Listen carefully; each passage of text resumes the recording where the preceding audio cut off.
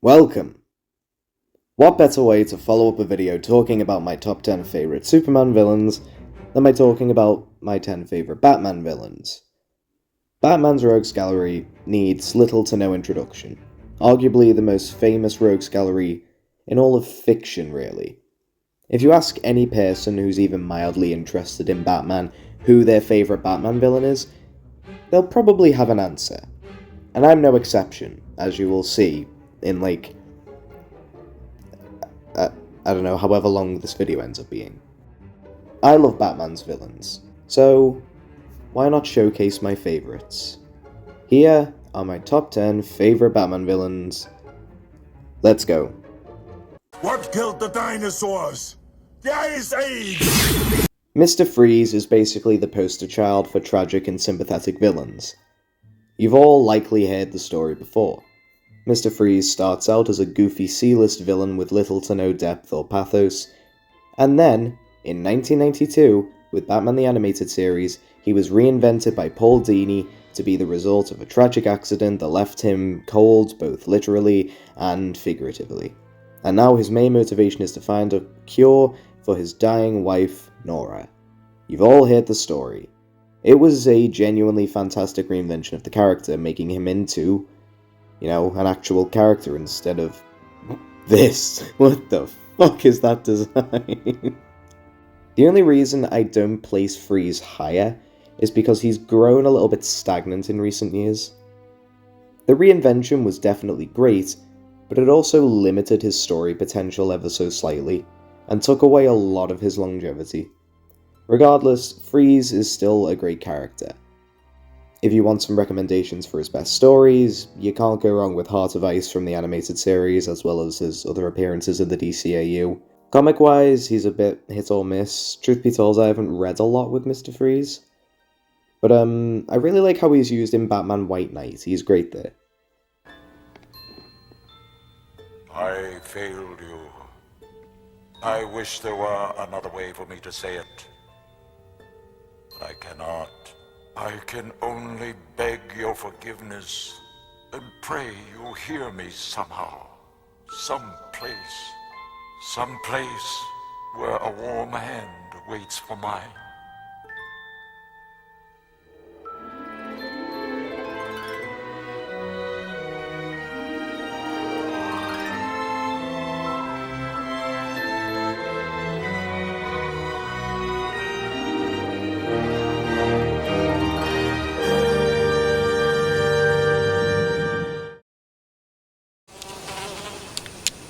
That is one big pile of shit. Most people are pretty surprised when told that Clayface has one of the most convoluted histories in DC. There's like 5 or 6 Clayfaces, I want to say, both in and out of comics. Off the top of my head, we have Basil Karlo, obviously the original, Matt Hagen, the second one and the first shapeshifter, Preston Payne, who is Clayface 3 and he's like a horror kind of character. There's Sandra Fuller, who is the fourth Clayface, the first female Clayface. Then there is the son made between Preston and Sandra, Cassius Payne, and then there's Ethan Bennett from the Batman cartoon from like 2004.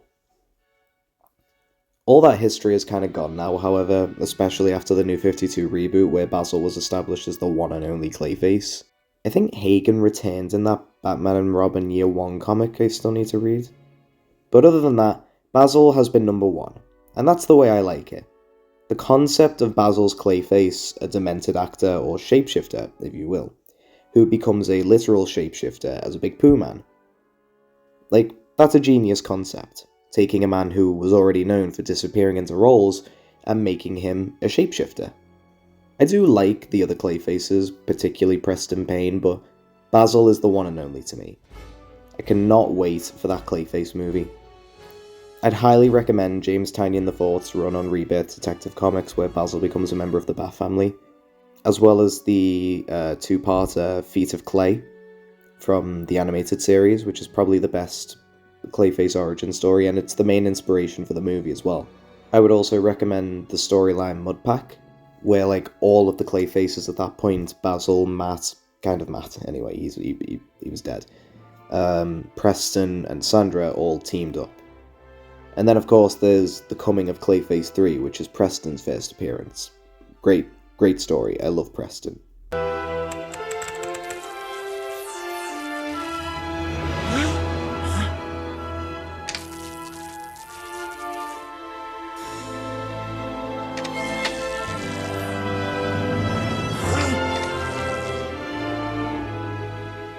What are you doing? Stop it! Look at them, Hagen. Look at what you used to be. No. No.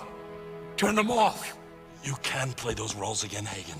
Let me help you find a cure. Well, I'm the Joker, baby! Don't shoot! Listen, and listen well. I like the Joncle. He's on the list after all.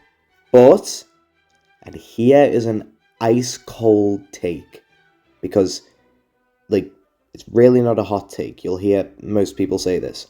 He is ridiculously overused, and I am sick to death of him. I also don't think he's the most interesting character to use as Batman's arch-nemesis, but we'll get into that later. Overuse aside, Joncle is a good character. A great character, even. I love pure evil villains, especially villains who are in it purely for the love of the game. And the Joncle is probably, like, one of, if not the best, most well-known examples of that. When Joker is written well, as a funny, zany, but still scary and sadistic maniac, he is a blast to read and watch. Despite what I said earlier, I do think he is a good arch-nemesis for Batman. They're polar opposites who bounce off of each other very well with their contrasting personalities, appearances, and ideologies. I just think that, like, people need to stop, like, glazing the fuck out of him as if he's, like, the only good Batman villain. And also, people need to stop glazing the fuck out of, like, the rivalry between Batman and Joncle. It's not even my favourite rivalry in comics. Like, I'd say that I'm way more intrigued by the rivalries between Superman and Lex Luthor and, I guess, like, Daredevil and Kingpin. I love that rivalry. Speak her name again! Go ahead! Recommendations? Basically every appearance he makes in the animated series. I'm going to mention the animated series a lot because it's so great. That is actually the one version of the character that I will never get sick of because he's so entertaining.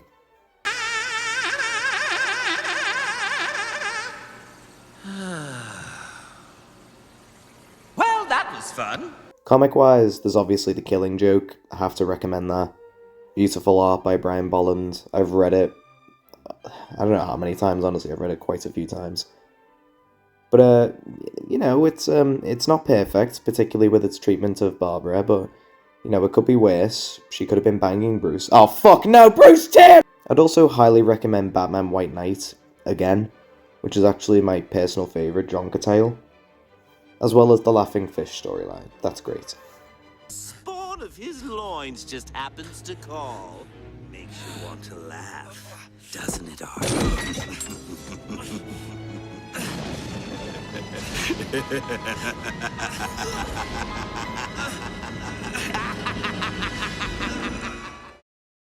He's such a crack-up. Such a clever dummy. Who are you calling dummy? Dummy? Mr. Cobblepot. This is Mr. Scarface.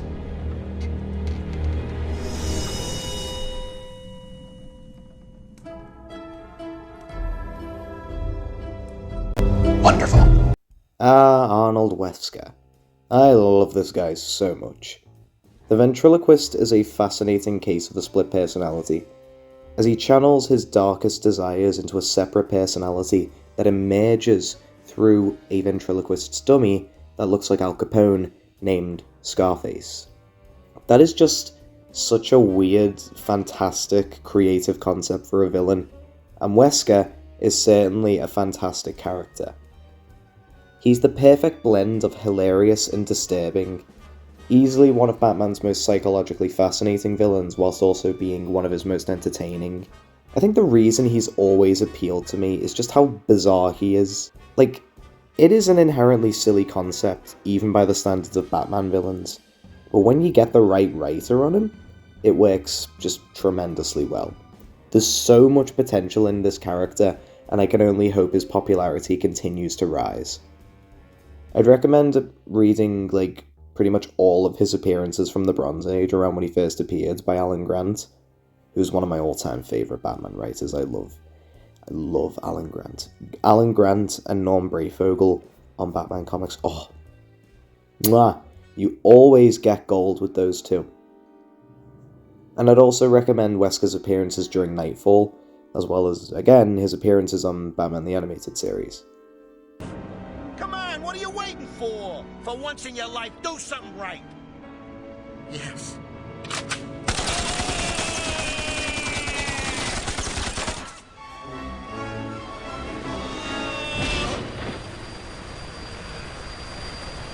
That's it, dummy. When I get my hands on...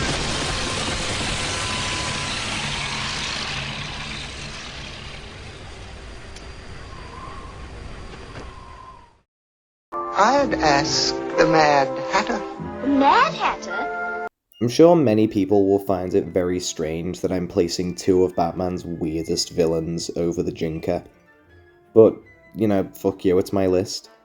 Jervis Tetch, aka the Mad Hatter, has always been one of my favourite Batman villains. Especially thanks to his roles in BTAS and the LEGO games, which were some of my earliest Batman memories. However, Jervis is a character I admittedly have an all-over-the-place relationship with, mainly because he's a character with so much potential that writers just refuse to see. Instead of doing anything interesting with the character, most writers either barely use him, make him a two-dimensional cartoon villain, or introduce a questionable side to the character. Even though it's not literally all the time for the character like a lot of people make it out to be, it's tragic that three of his most well-known appearances, those being in Arkham Asylum: A Serious House on a Serious Earth, the Arkham games, and the TV show Gotham, which I have such an intense, beautiful relationship with. I love that show so much. It is so stupid, and I love it.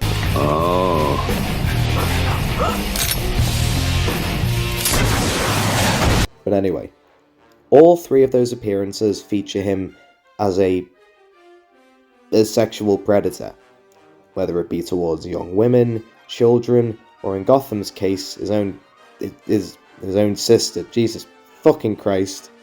This mainly stems from the aforementioned Serious House on Serious Earth story, where the writer, the legendary Grant Morrison, heavily implied that Jervis Tetch was a nonce, where he's talking about how much children interest him, And due to that book's popularity, many writers have explored this idea since.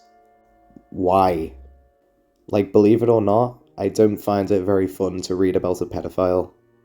I'm actually thinking about doing a whole video on this topic and how the Mad Hatter could be fixed, so I'll leave that discussion here for now. Especially since, Jervis is teetering on being in the top 5 and I feel like I should probably praise him. So, here's my praise. I still love Jervis for the concept of the character and the potential he has.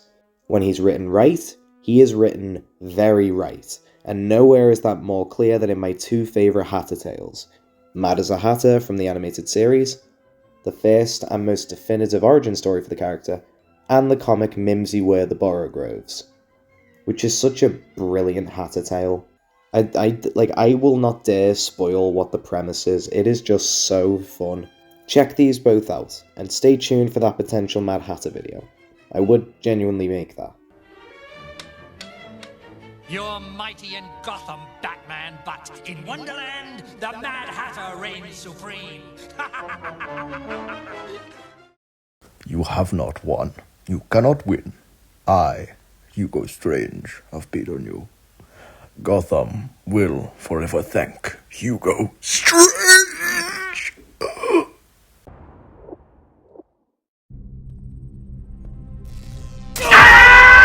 Hugo Strange is one of Batman's most underrated and psychologically disturbing villains. Strange is actually the oldest villain on this list. While he wasn't the first reoccurring Batman villain, with that honour going to the character Dr. Death, he was Batman's first true nemesis before Batman issue 1 came out and Hugo was completely overshadowed by the Joker. Hugo would disappear for nearly 40 years before suddenly reappearing in the story Strange Apparitions, written by Steve Englehart, during his iconic tenure on Detective Comics. There, Strange was given depth and made into an actual character, rather than just a generic mad scientist like he was in the Golden Age. Since then, he's consistently been a thorn in Batman's side and has been well favoured in adaptations, appearing in various cartoons, a few animated movies, LEGO DC supervillains, and even appearing as the main villain of both the second season of Gotham and the game Batman Arkham City.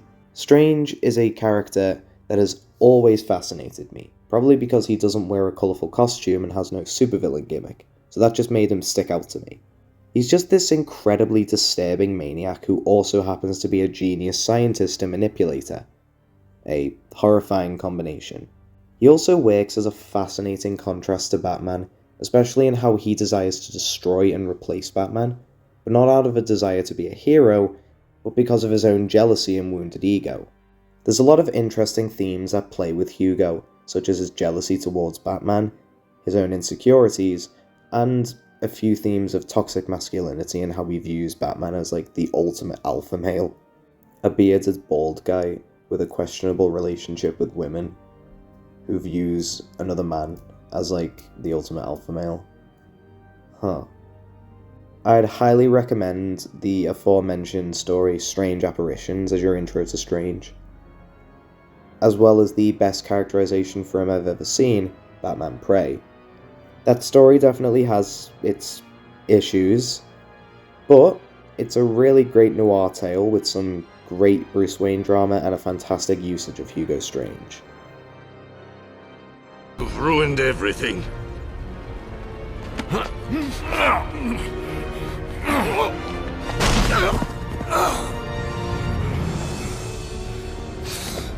Get your hands off me. Look at what you've done. It's glorious, isn't it? One misses the days when one's biggest concerns were exploding wind-up penguins. Back in the day, I probably would have placed Oswald Cobblepot even higher, but alas, that's not the case. Now that is not to say that he isn't a great character though, far from it. I mean, look how high he is. His journey over the years is really interesting to me, especially with how he's evolved from a campy supervillain into Gotham's most feared crime boss. His journey is similar to Lex Luthor in that way, and much like Luthor, my ideal Penguin is a good blend of those two camps. Penguin is a character who is defined by his insecurities, not unlike Hugo Strange, but I think it goes a lot deeper with Penguin. His best stories often explore these insecurities and how they manifest through anger and particularly evil actions. When the Penguin does something truly vile or deranged or impulsive, it's usually as a result of being mocked or ridiculed, which makes him simultaneously sympathetic and also utterly despicable. This is why I think it's important to keep Penguin's elegant and sophisticated personality intact.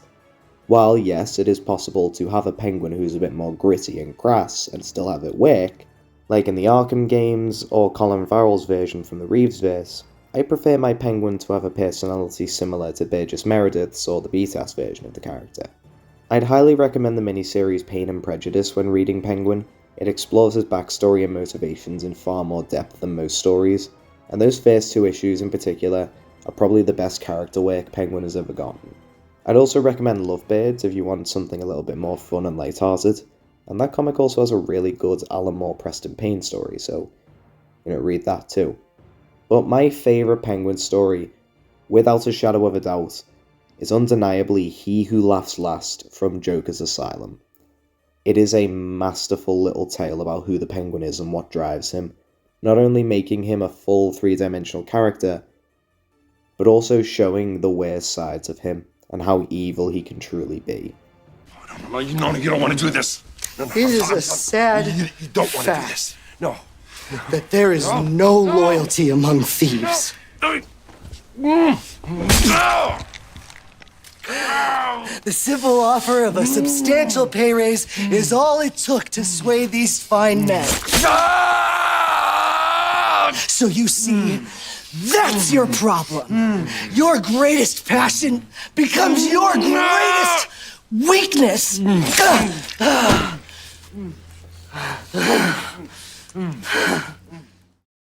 What's the most you ever lost on a coin toss? Sir? The most you ever lost on a coin toss. It would have been really funny if Two-Face was number 2. That would have been really fitting, but alas, I'm feeling the second place choice a little bit more than Harvey at the moment.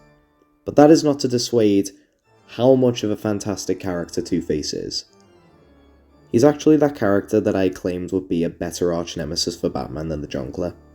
No hate on the Jinkler, but I just find Batman's relationship with Harvey to be way more compelling. Two former allies/friends, sometimes even childhood friends, who both experience traumatizing events in their lives, but channel their pain and trauma into dark, but very different missions. Bruce uses his anger to fight crime and protect the innocent as Batman, whereas Harvey, after his transformation, uses his tragedy to become a criminal and punish the guilty, often through violent means. That, to me, is such a fascinating conflict of ideologies that makes their rivalry so interesting and tragic. And even though he's only my number 3, I honestly think Harvey is probably the best, most interesting Batman villain. He's probably got the highest volume of amazing stories aside from Junker, and I think there's a lot more to him character-wise than the Jiggler. I'd recommend checking out the Two-Face miniseries by Christian Ward and Fabio Veras. Not only is the art absolutely gorgeous, but it's a really great character study for Dent. There's also the definitive origin story for Dent, The Eye of the Beholder, which I own, by the way. That's cool. I also own that Penguin story that I talked about before, the one with Preston Payne. I think I actually got these together. It was a really good buy. This comic probably served as the main inspiration behind the Two-Face two-parter from BTAS, which is the other definitive origin story for Harvey, and probably the 2 best episodes in the entire show. There's also the original trilogy of Two-Face stories from the Golden Age, and lastly, there's also Scott Snyder's really great My Own Worst Enemy story, which is like this insane Mad Max type road trip story between Bruce and Harvey. It's great. Like, I don't love Scott Snyder's Batman stuff, but you know, this is a banger. Also, I need to catch up on Absolute Batman, so I might do a video on that, we'll see. So, yeah, I love Two-Face, and I cannot fucking wait to see Sebastian Stan play that man. Oh my god, what phenomenal casting. Holy fucking shit. If you haven't seen, like, Fresh, or A Different Man, or The Apprentice, and you only know him from, like, the MCU, watch those films, because he is so good in them. He is such an actor. Oh my god, he's gonna smash this role.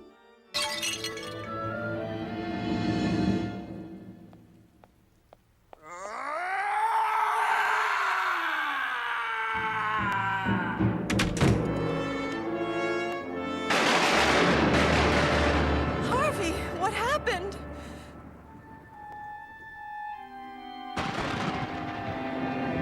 Harvey.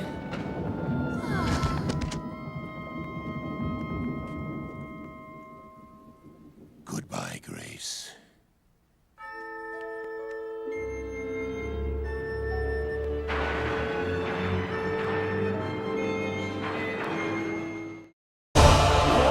Bloody hell! But it's billionaire playboy Bruce Wayne. How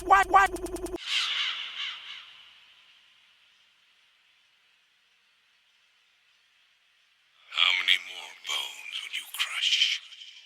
How many lives will you destroy in pursuit of what you call justice? You are the product of everything you fear. Violence, darkness, helplessness. All that remains is for you to watch as I drag your beloved Gotham into oblivion.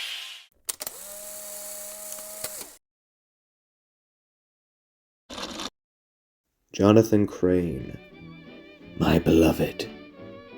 Scarecrow is probably one of the most recent fan favourites in Batman's A-list rogues gallery, if that makes any sense.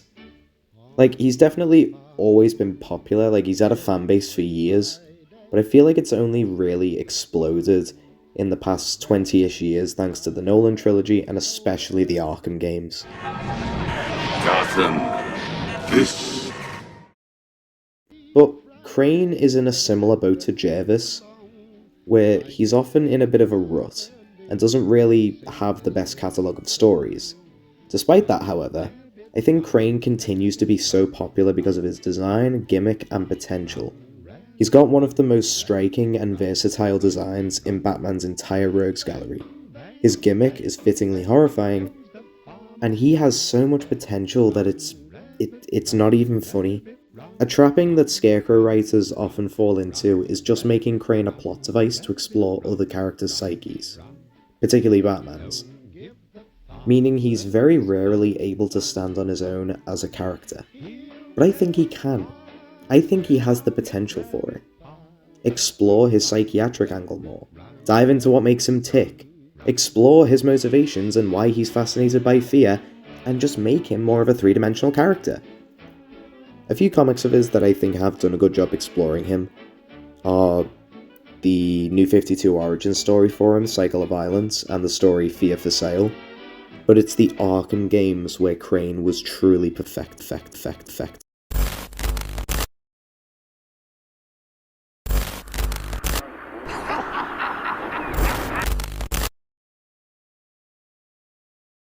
We saw three very different but equally fascinating sides to Scarecrow across the series: an insane lunatic, a calculated psychopath, and an abusive doctor, and I think Crane is honestly the best villain in the series. I adore Scarecrow, and he's even my top choice for the main villain of the Batman Part 2, and by that deduction, you might be able to guess who my favourite villain is, since he's not my top choice for the Batman Part 2. Run, rabbit, run, run, run. Bang, bang, bang, bang goes the farmer's gun. Run, rabbit, run, rabbit, run, run.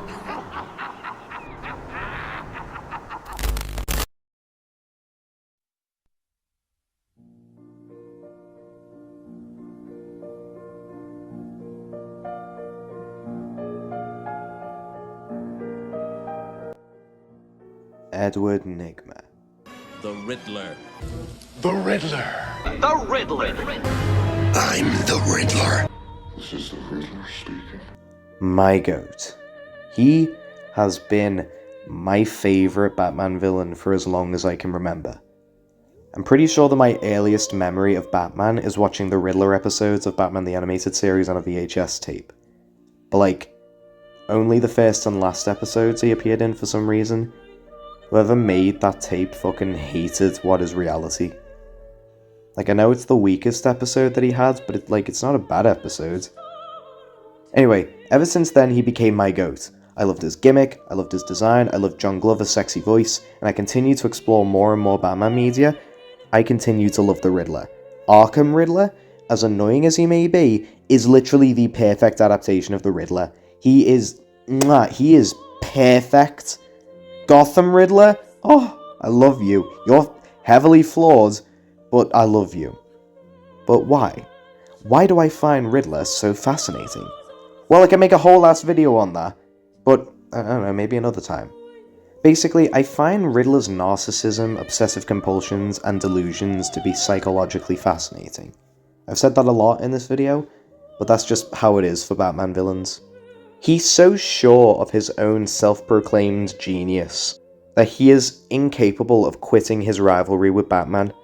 On that note, Riddler's rivalry with Batman is so fucking fun.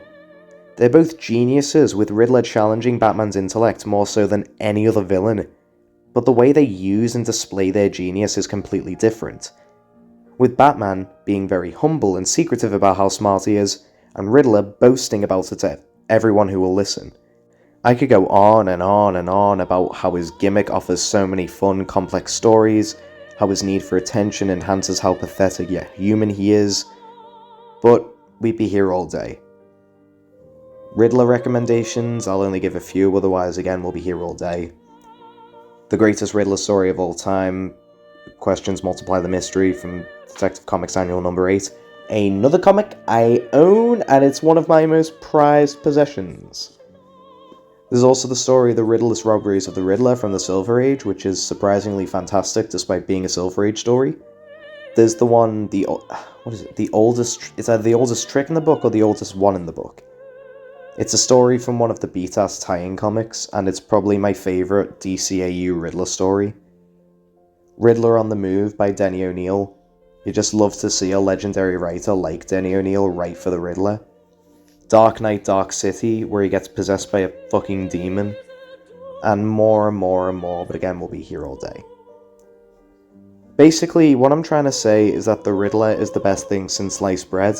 And yes, my favourite Batman villain. But that begs the question, who is your favourite Batman villain? Let me know in the comments, or better yet, make your own top 10 list, or top 20, or 50, or 100, or whatever. Thank you for watching, and farewell. Hopefully the next one will be the fucking... what will the next one be? I don't know, hopefully the Edgar Wright ranking, we'll see. Mom! Where's the ball?